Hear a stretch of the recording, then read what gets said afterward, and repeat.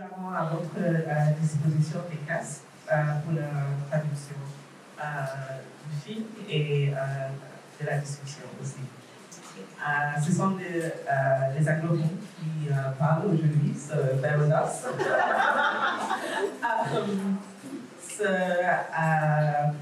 Bienvenue, merci d'être là aujourd'hui.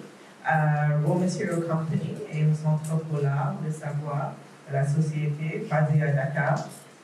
C'est une initiative qui s'articule autour du commissariat d'exposition, de l'éducation artistique, de résidence et de la production de savoir et de la documentation de la théorie artistique de la critique d'art.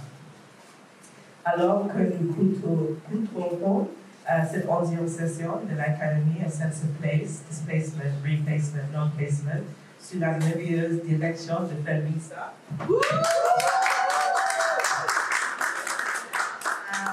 Nous revenons sur la présence et le travail de notre faculté Qudus Onikeku, venue de Lagos au Nigeria pour poursuivre l'exploration de l'axe de lien entre. À travers sa pratique, nous avons été invités à entrer en relation avec ces liens invisibles qui relient les êtres de présence et de futur à travers le temps et l'espace. Cette session de culture avec Qudus nous offre une perspective pour revisiter l'histoire de résidence incarnée et de mémoire collective et pour approfondir notre compréhension de ce qui fait tenir une communauté lorsque l'invisible et le visible se retrouvent dans notre présent.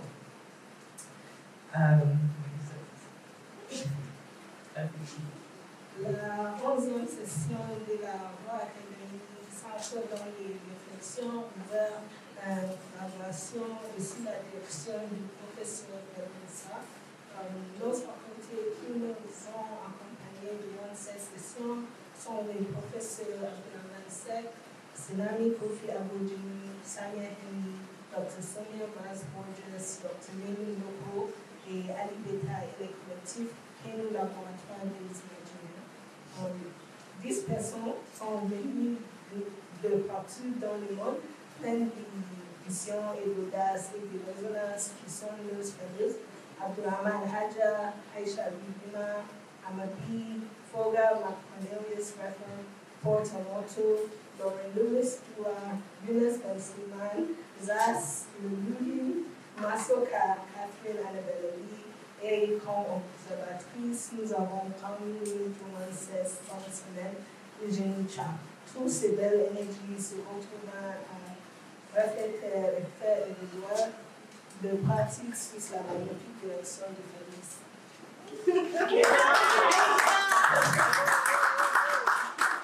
Aisha, also one of our fellows.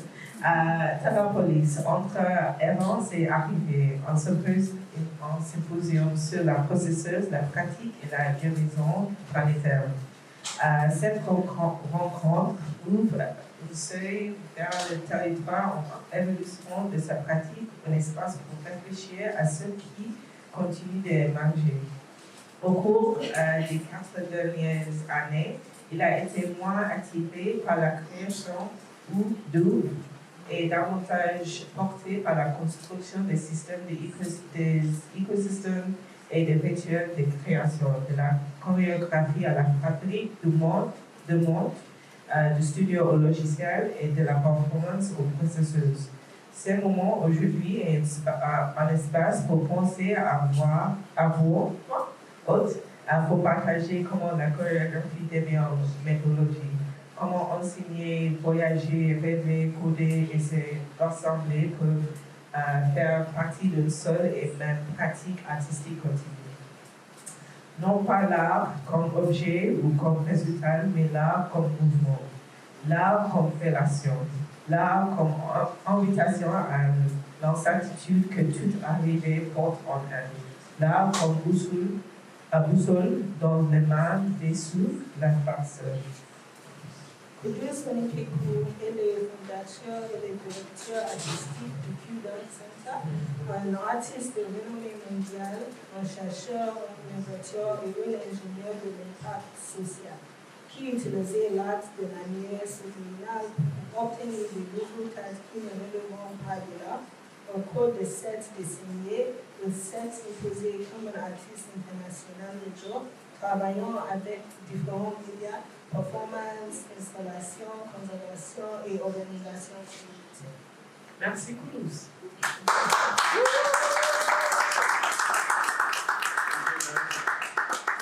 Merci beaucoup.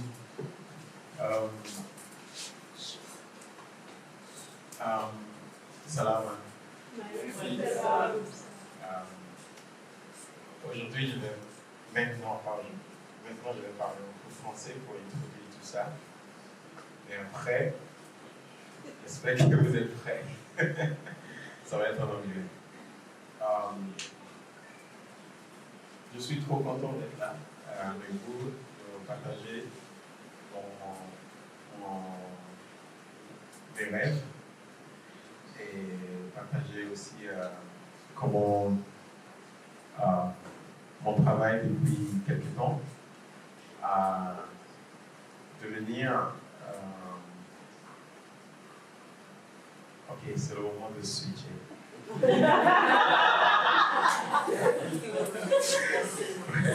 Take your headphone, please.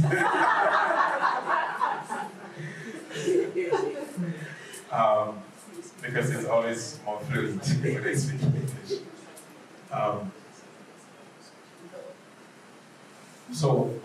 Currently, I am the director of the Randle Centre in Lagos, but only the artistic director, because I have another job which was given by the state, which is the director and the CEO of Randle Centre for Yorùbá Culture and History.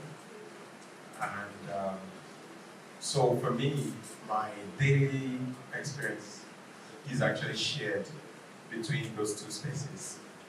Luckily, they're just like 15 minutes away from each other. So in the morning, I resume as a government agent and institutional director.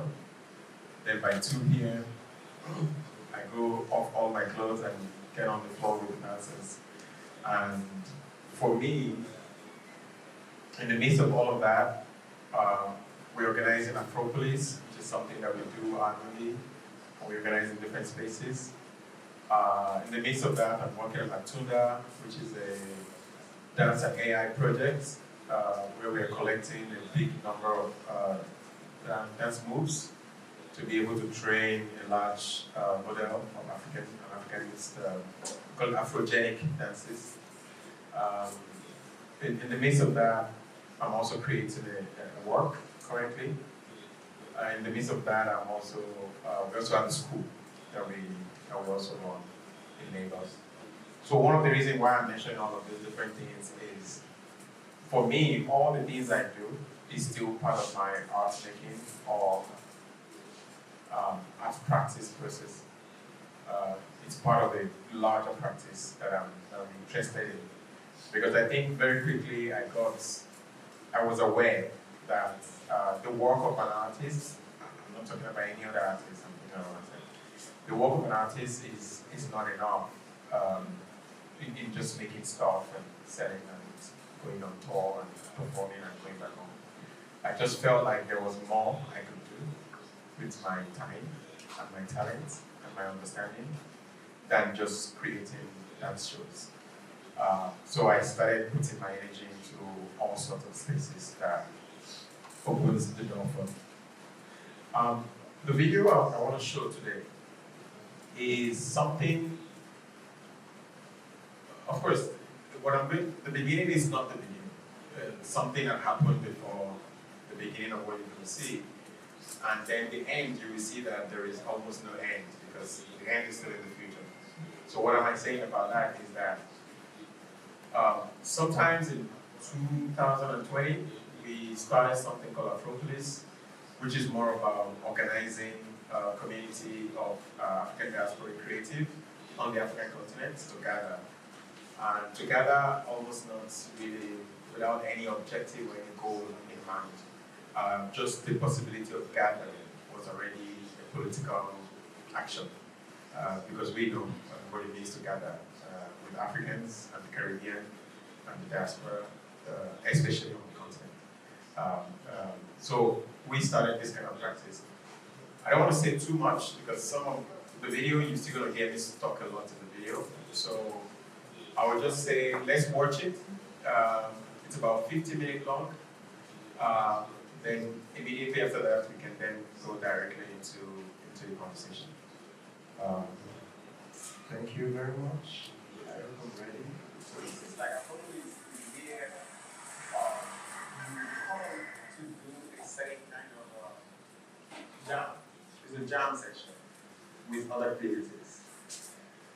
Let's just go spontaneous, whatever comes, it comes. Because the real point of the gathering is not even this thing we're creating, is how we can just create a little source of water in the desert, a little oxygen in this place where there is no breathing. And that for me is the real goal of it. This is not a creative, residency or, research. No, we just come to breathe together.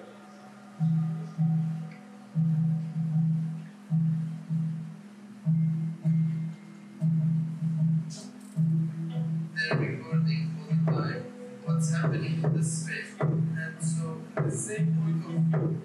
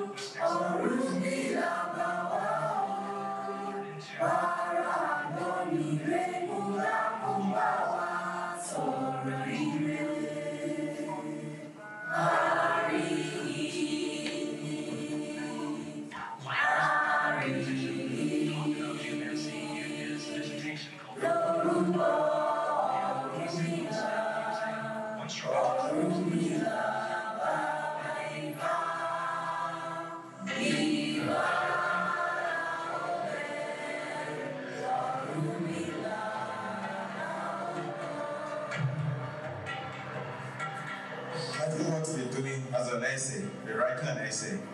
So if you think you're coming to see a show, I'm sorry, you're only part of one paragraph. Sorry guys, this is not the show you paid for.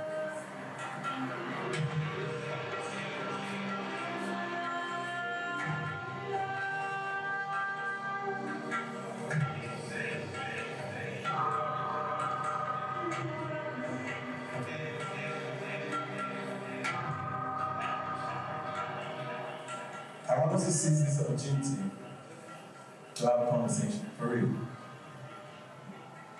You might not need it, but I do.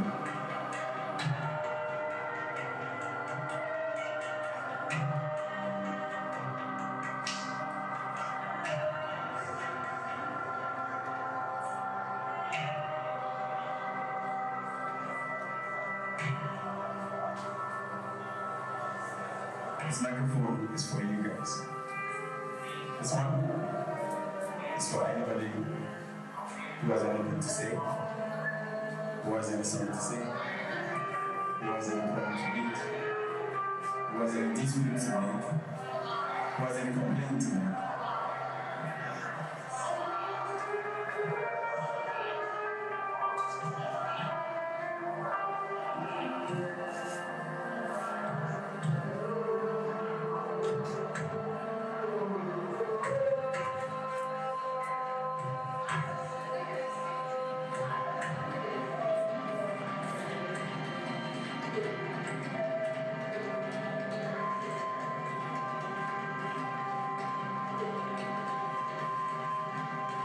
Nothing is written. And that's what we are offering you. Don't worry, you will not spoil the gig. Anything you do inside there is already written in. So I invite you again, don't be shy. Allow your body. Forget your brain. Shut down your head for a moment. Use your body. Think with your body.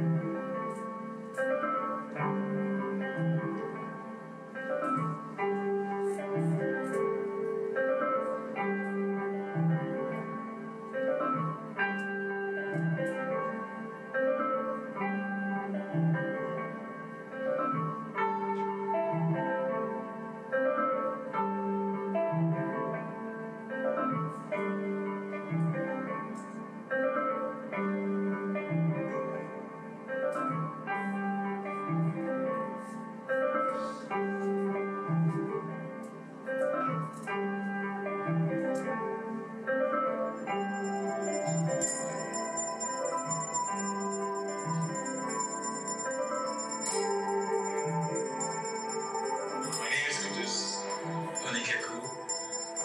You call me Q. I am from Lagos, Nigeria. I'm a dancer, I'm a choreographer, I'm an organizer, I'm a curator. I do a lot of things. And I happen to be the convener of this gathering.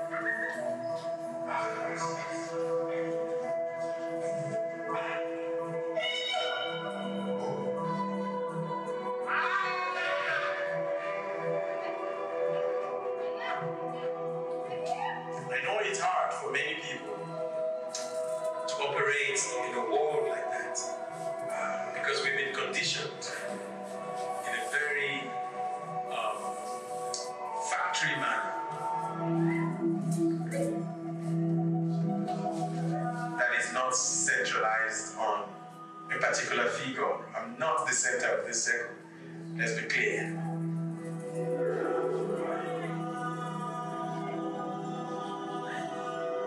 I am the convener. It doesn't mean I'm the center. So we're going to be tired, we're going to be confused, we're going to be exhausted. Because we are trying to do something that we're not wired to do. So the theme of this year is out of this world. Out of this world is not a show. Out of this world is a space.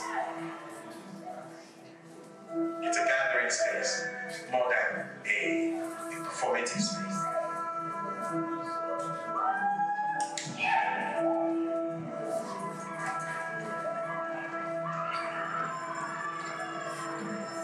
So the space itself is the performance.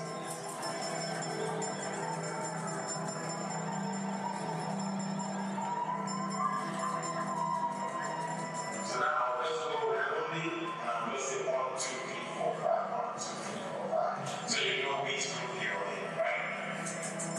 1, 2, 3, 4, 5.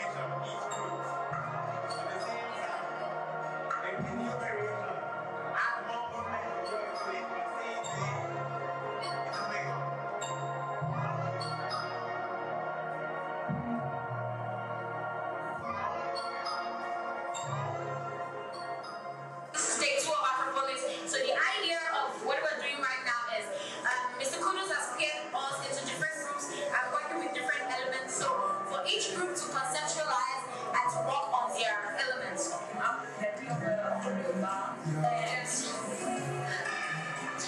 That's basically we have 16 sounds basically to work with. So we're doing that right now and then we'll start having.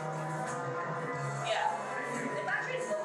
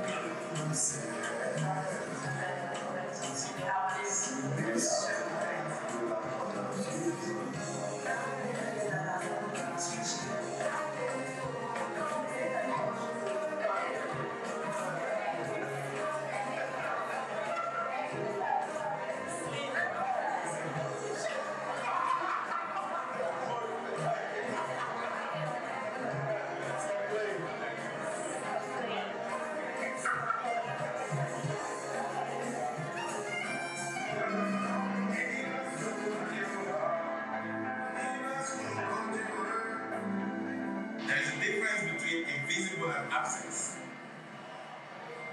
Invisible is what is there but you cannot see.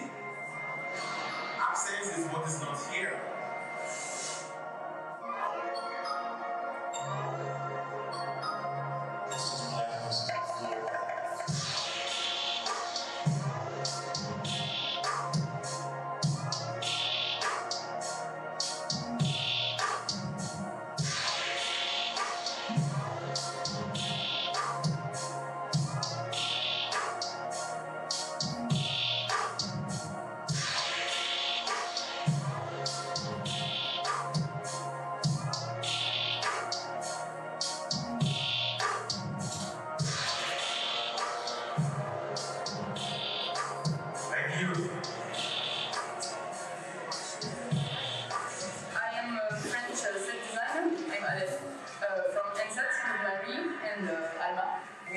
Manage the scenography, the stage design of the space for Afropolis. In the space, so we have the pillar of the wind, we have the pillar of the water, the pillar of the fire, and the pillar of the earth.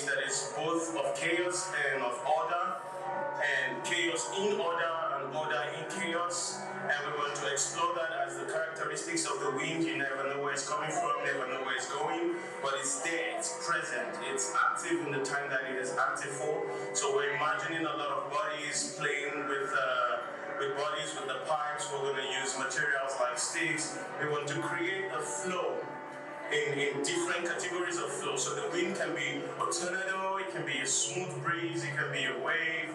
So we're just experimenting the characteristics of the wind.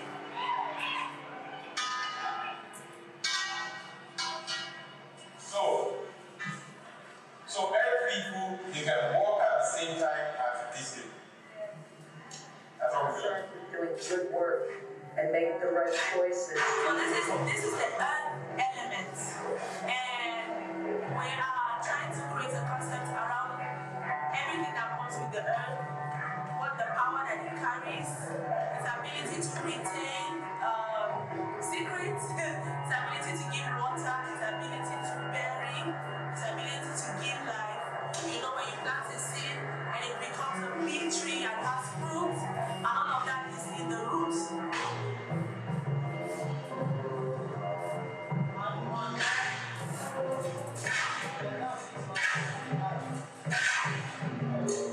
Basically, we'll be seeking with our bodies, with our emotions, with our minds, and we'll be using the earth as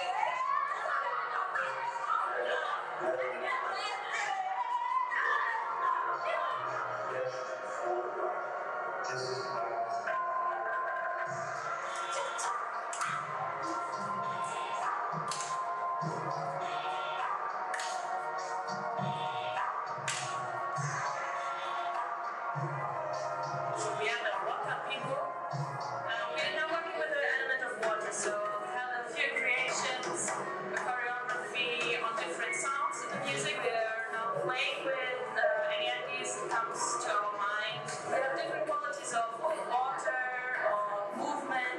We're looking at different types of waves that we see in nature, and we want to play with that. So a powerful wave, one that's breaking, so we play with that. Add movement to it.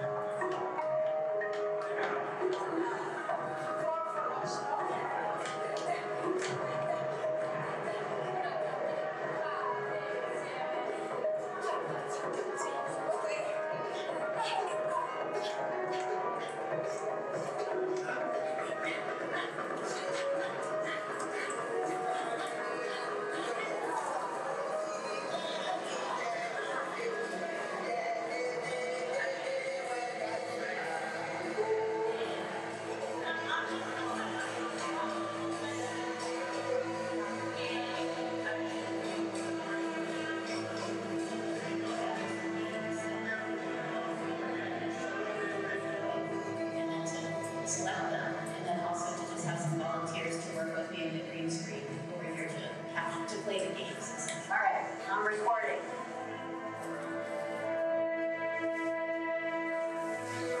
My name is Heidi Blaubert, and I'm an interdisciplinary artist, creative technologist, and experience designer. I tend to make large-scale network dance and theater pieces about embodied intelligence and neurobiology. I also work with augmented and mixed reality, oftentimes bringing motion capture, live motion capture technology into performative environments to create a hybrid experience.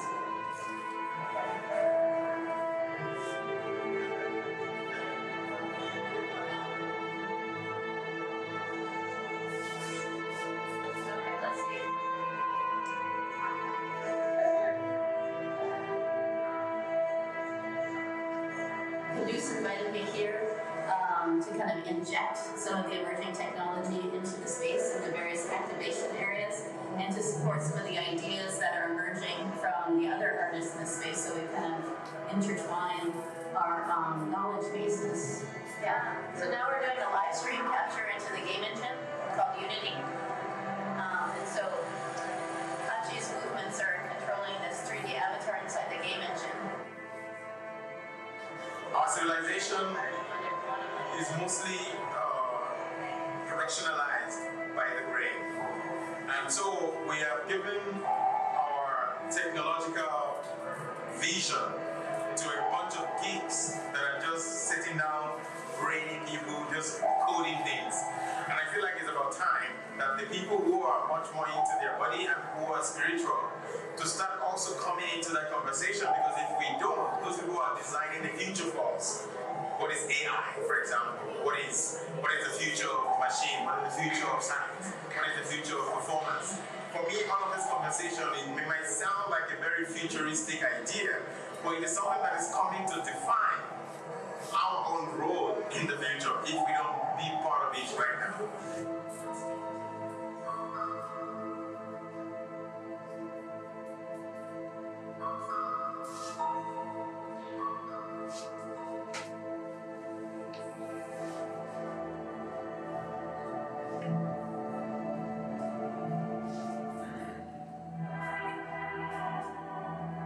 But the main one that I want us to think about is that it is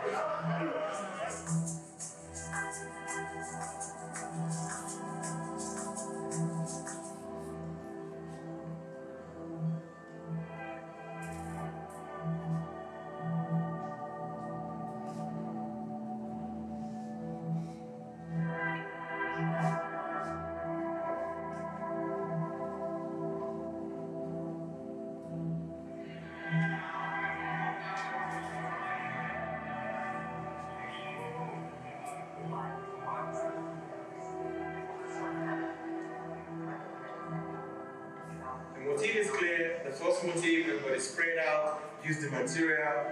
When maybe that's a call for you together to change the structure. So everybody is inventing as we go. We are composing as we go. So the motif is what is clear. I think it's the same thing for the dance.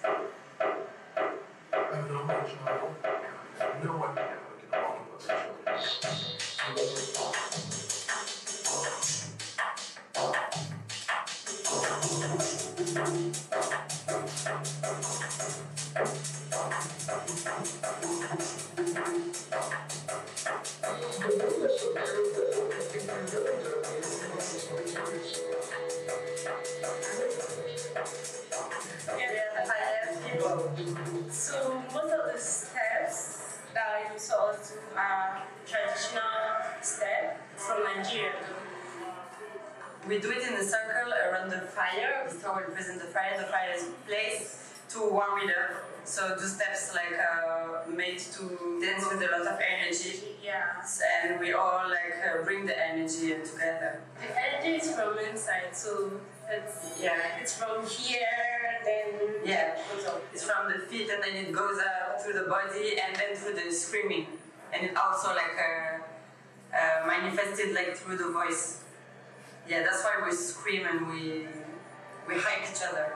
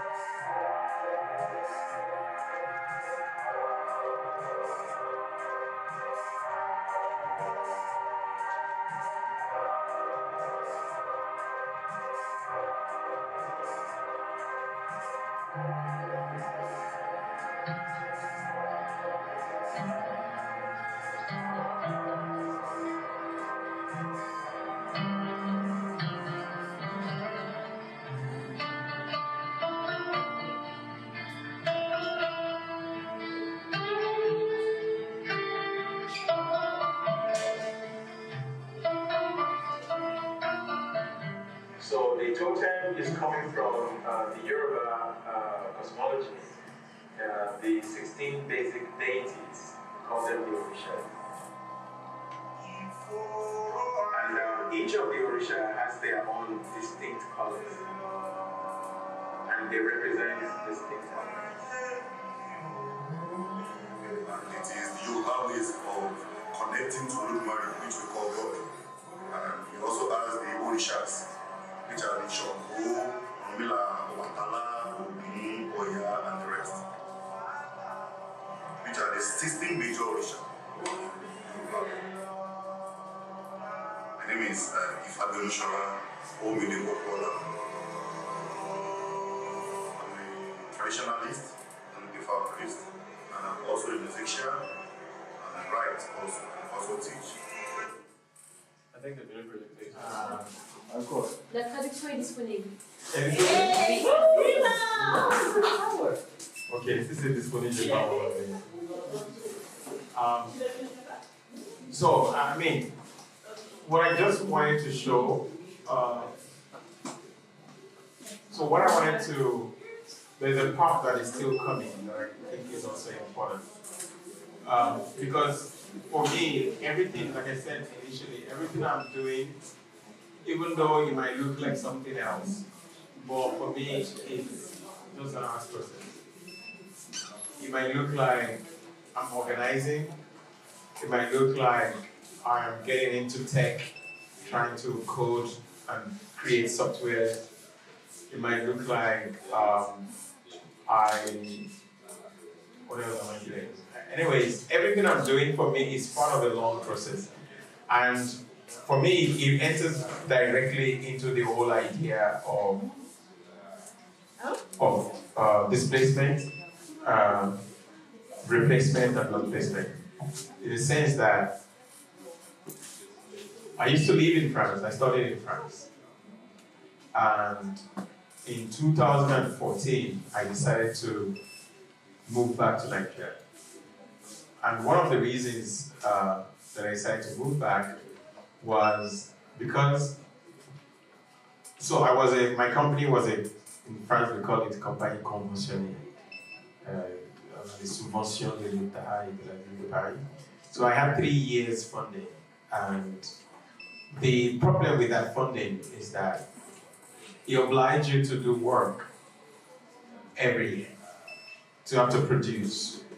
And after production, then you have to also have a few dates, so you have to tour. So it was a production model that I thought that the art world was beginning to be mostly organized on that kind of model, where the only kind of support that existed was for production. Very little space for research. And my work is heavy on research. So I knew that if I move my work back to Nigeria, I will probably have more time, which is for me is the real currency of research. Time. I need time. And that was precisely what was being negotiated in France or in the West generally. Capitalism works mostly in that line. As a factory line of production where there is deliverable that is timely, because nobody has time, because time is money. So, however, on the continent, I started reflecting at that time on the whole notion of African time, which for me was actually something very, very, very useful for my own practice. In that sense, I meant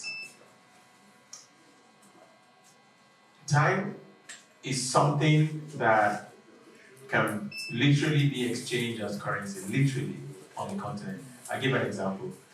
You go to meet somebody selling something in the market, and you sit down with this person, you started gisting, started talking about it or what.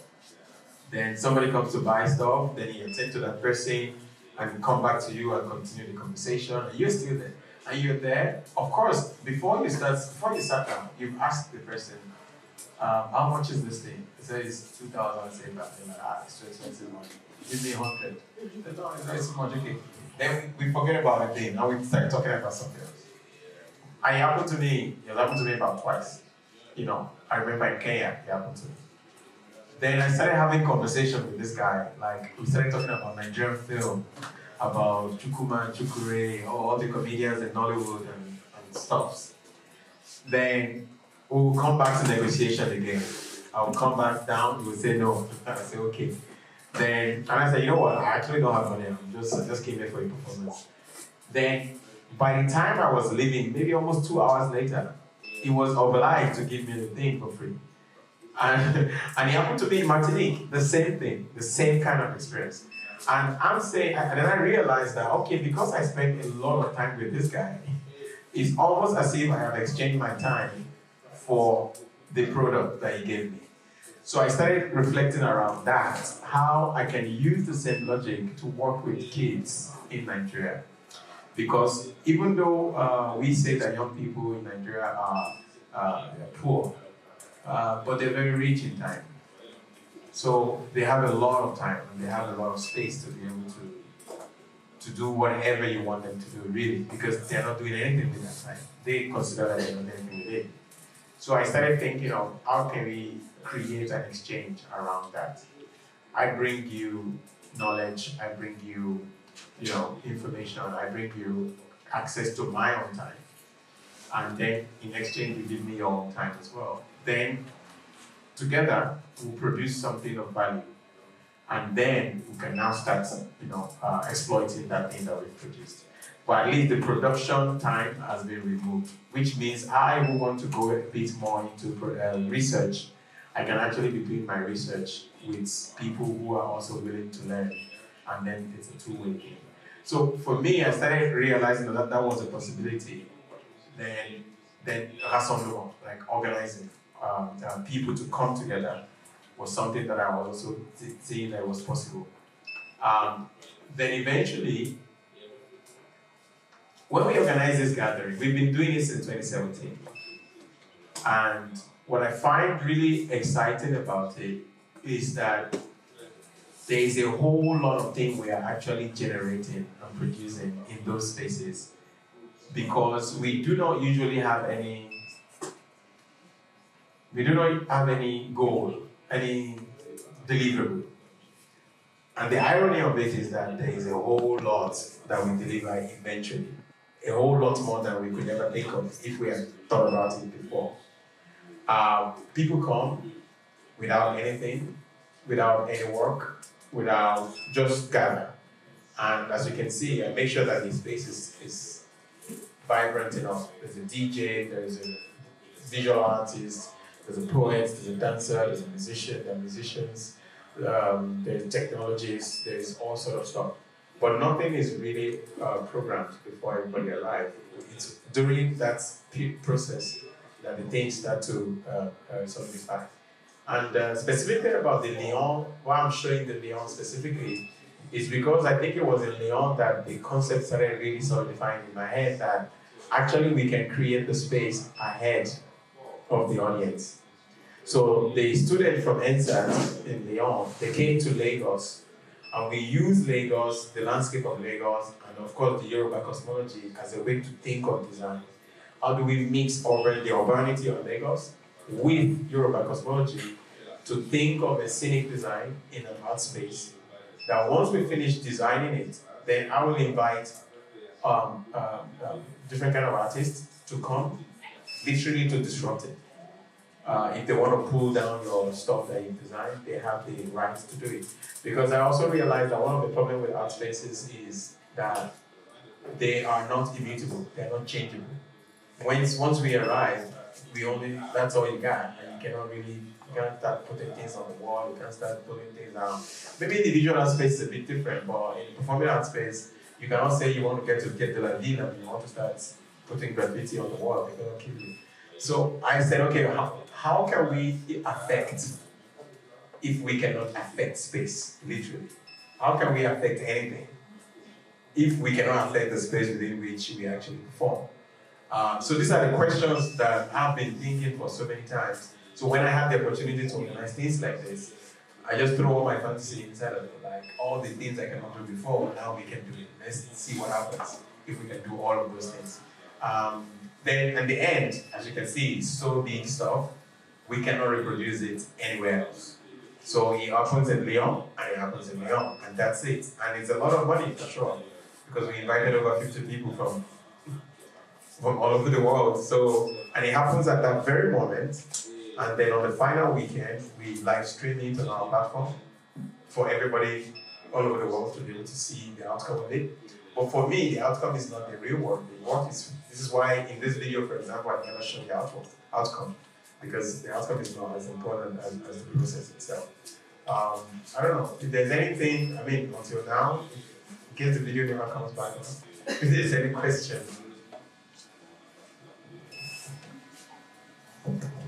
Merci beaucoup pour cette présentation. Je vois que vous travaillez beaucoup entre tradition et modernité pour faire vivre un espace stable.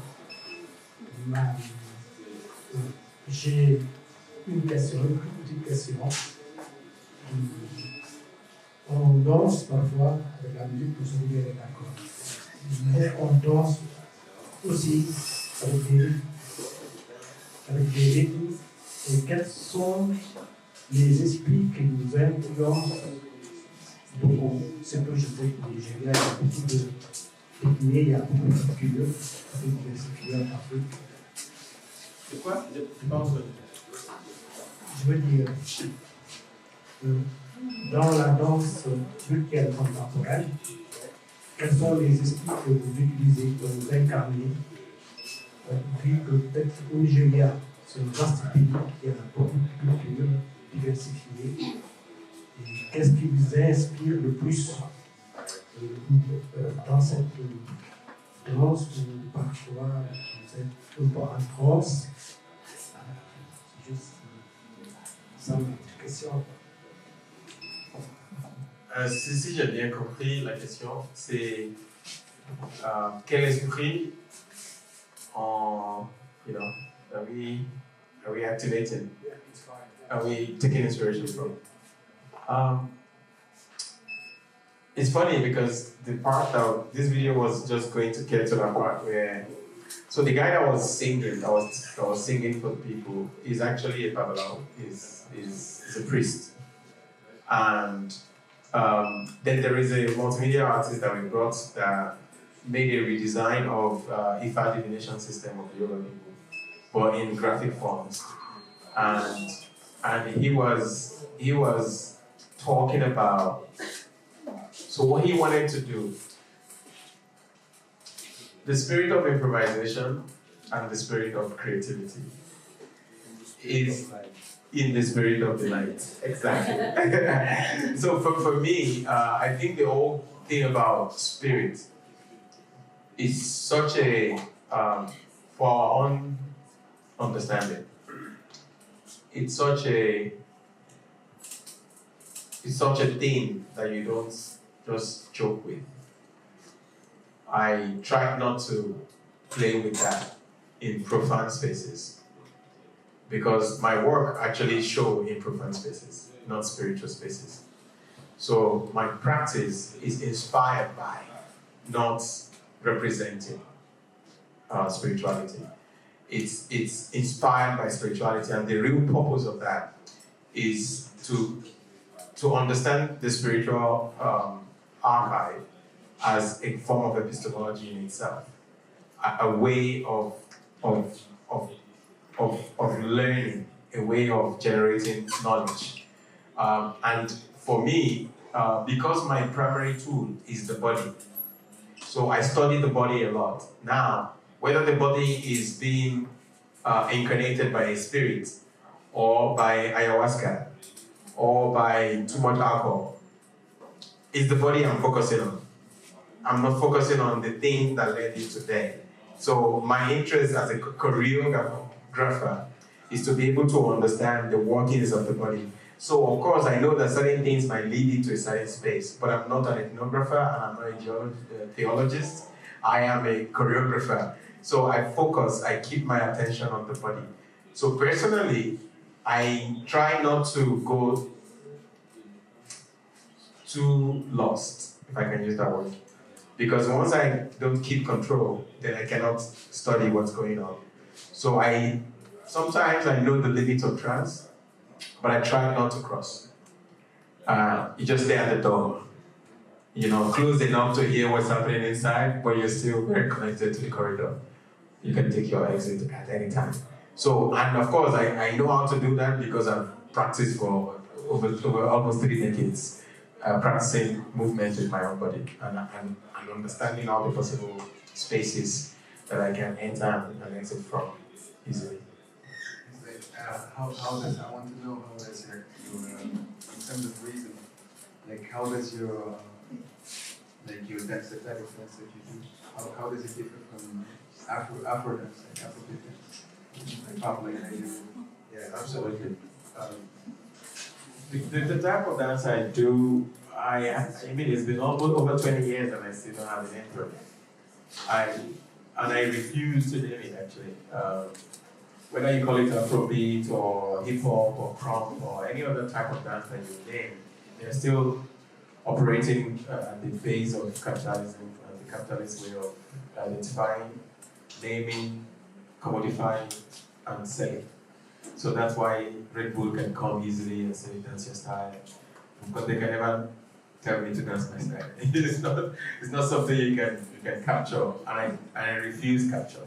I just want to constantly evade and escape. So that's why I never name it. I never give it a particular codification. But once you see it, you recognize it.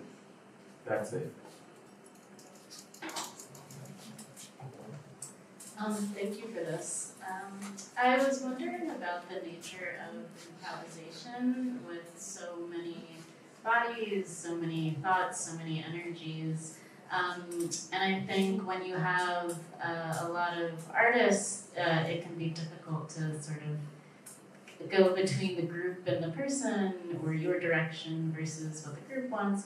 How do you balance, how do you balance sort of improvisation in such a large group in your own direction versus the artists and what they want? So, collaboration, I know it's the buzzword these days, but we've been practicing collaboration to understand what it means for such a long time. So it's not one time, the first one you try, it never really work out well, okay, you try another technique next time. So collaboration for me, so one of the reasons why I don't preempt what's going to happen before is precisely because I wanted to really, for me it's a study, I wanted to really see what really happens when you put Africans, but the creative Africans, not, this is my tribe, the creative people are my tribe. So you put the creative Africans together who don't know each other before, and you put them in the same room, and you don't give them any rules. What happens? Of course, the first time you can be chaotic and all that. Then you notice that I'm always talking, I'm always with the microphone. Because it's not aléatoire. No, I'm composing in real time. I'm actually choreographing in real time. That's what I'm doing as I'm in space. So I now came up with a logic. I told people, I said, because everybody, there was gonna be a moment where panic comes in. Just 2 days before you take a flight and you're going to Lagos and you don't know what's the plan and you don't know what you're gonna do. And you keep asking, and I kept telling you, just come, don't worry. Just come with whatever tool you can come with. We are coming to cook together. I don't know what to bring in. I don't know what the other person is bringing. So if you ask me, I don't know, because I actually don't know what the other 90% people are bringing.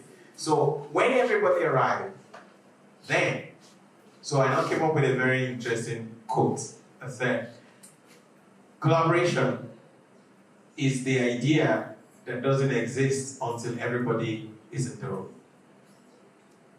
If the idea existed in one form or the other, it's not collaboration. It's working for somebody else's idea. So, and I was the only, that's why I'm the only one that can make that call, because I'm the convener. And I'm the only one that say, I'm not the center. And once I move myself away from the center, then you start to see how people start to, it's like I remove control and balance, like I remove it from the feet. And then you start to see how people navigate. And what is always very exciting is that very quickly, new connections are formed. Very quickly. And the connections are very, very transformative in a way that even 5 years later, those connections are still alive. And that's the kind of space we have been creating. And of course, my practice of improvisation is what makes that possible for me. Because improvisation is not anyhow. I call it instant composition. That's what I call it. I don't call it improvisation. So you're composing as you're moving in the moment. So there's a lot of mathematical calculation that's going on at the same time. So you are also executing and delivering it at the same time. Thank you for the part of the clip for the movie that we got to see and your response to the question so far. I was wondering though, if you do want to make a distinction in between improvisation and instant composition, how would you also translate that to, let's say in the realm of jazz, would you take like Charlie Parker, people like that, who are improvising in ways that like cannot actually be transcribed and transposed onto the paper, and that's what we would normally call composition. So how would you go on to sort of make more distinctions in between those two if as a choreographer you weren't necessarily saying, this is what this move is, this is like, you weren't able to necessarily transcribe those movements of the body? Thank you. That's a beautiful one. So maybe that's one of the reasons why the technology that I work with mostly is the camera.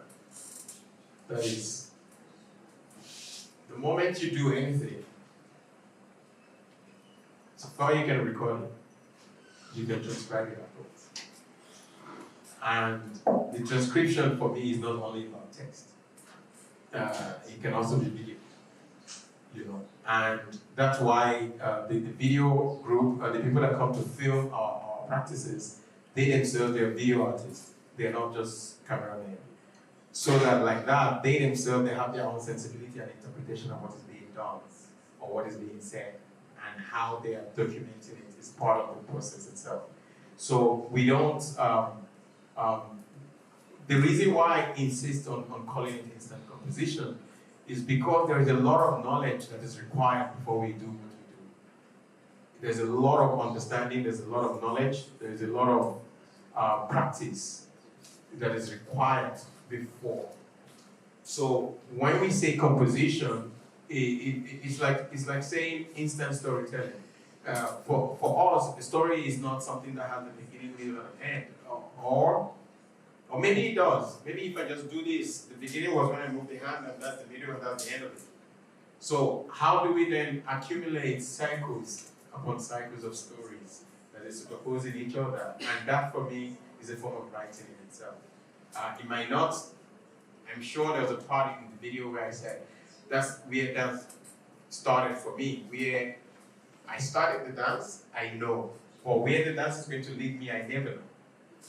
And it is from here, it becomes that, and becomes this, and it becomes that, and I learned it, but that's not the end, because something else might happen from the leg. So how I'm making those choices, it's actually a choice, only that I'm making it at a very fast speed. I'm making choices, I'm executing, and I'm delivering in less than a second.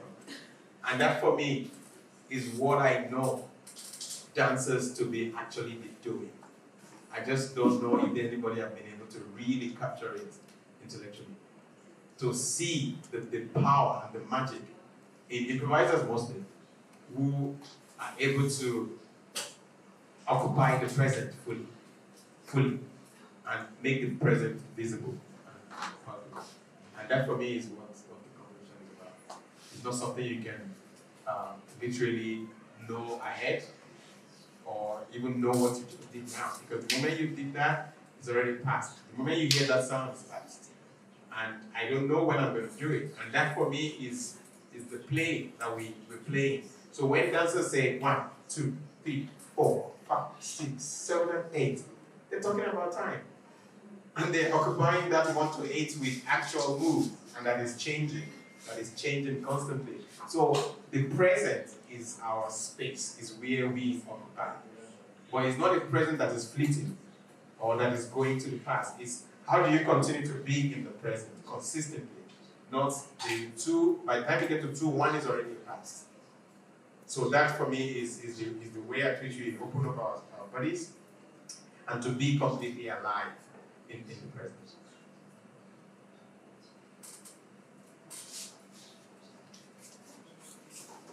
We'll take 1 or 2 more questions if anyone has.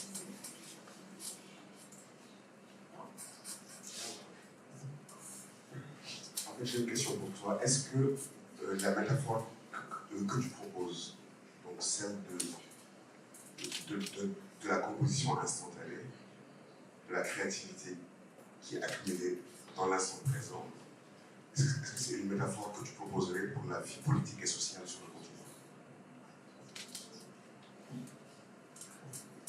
Yeah. So, in terms of if instant composition will be a good metaphor for the political life of the country. Okay, maybe not for the political elite, but for the mass of the people, yes. Because we are all political actors, right? Not just the politicians in this sense, if I understand that's what you're saying. So, if you look at, for example, what happened with NSAS.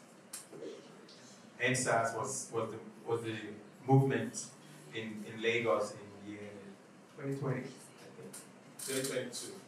Yeah, and what we did was, for me, precisely what I call instant composition. It is actually in instant composition that nobody knows the plan. Nobody knows, even if I want to become a snitch, I cannot be a snitch because I actually don't know where this movement is going next. And this whole idea of not knowing is not fabulous. To not know and yet still have a very strong belief that it's going somewhere. That's what keeps you alive. And I feel like it would be a very good metaphor, actually, because the numbness that comes with the whole idea of voting to vote every 4 years as the only political action that we make that is not instant composition. That is a very set composition. Every 5 years we know we're going to do that thing. And for me, it's dead. It's not active and it's not useful anymore.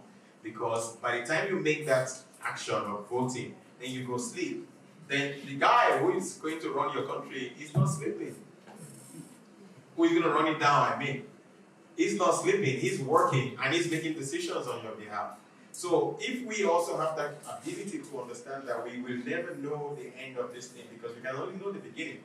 Once you do the beginning, you follow it again, and you are also proposing almost like a valse between the powerful and subservient. We have to keep having that tango, that call and response. And you will never understand, it's like a game of chess as well. You never know what your opponent is going to play if you're not watching. So, and that for me is, chess for me is an improvisation. It's kind of instant composition that I'm talking about.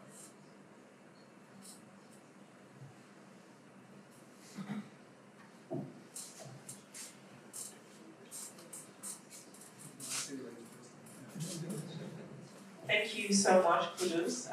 Thank you for what you offered us this week and also showing us a part of your film. We're sorry we weren't able to show full of it, but we got to hear more from you. So,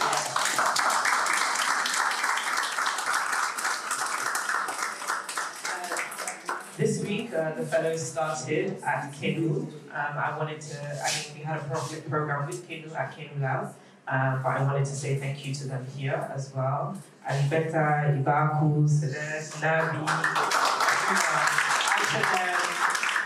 a beautiful encounter with the fellows. Speaking of the fellows, I'd like the fellows to come up, please. All of you.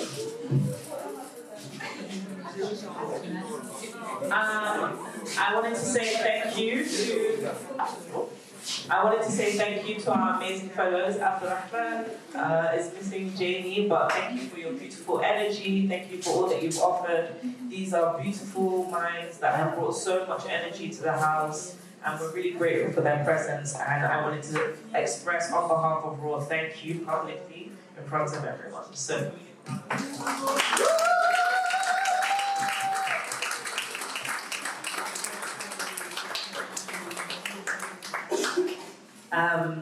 And of course, thank you to Felisa again for being here with us for 5 weeks. You tried to escape us, you can never escape us. And all the faculty that have been with us for the last 5 weeks. Thank you to the Raw team, of course, who have also put in such an amazing energy into what we're doing. Next Friday, we have a public program with Abubakar Dembasi Soko, presenting his book, Vesparko and Bang. He's looking at me because he's like, don't you butcher my book, but we have the public program next Friday, so please do come. It's our last public program of the year. Thank you.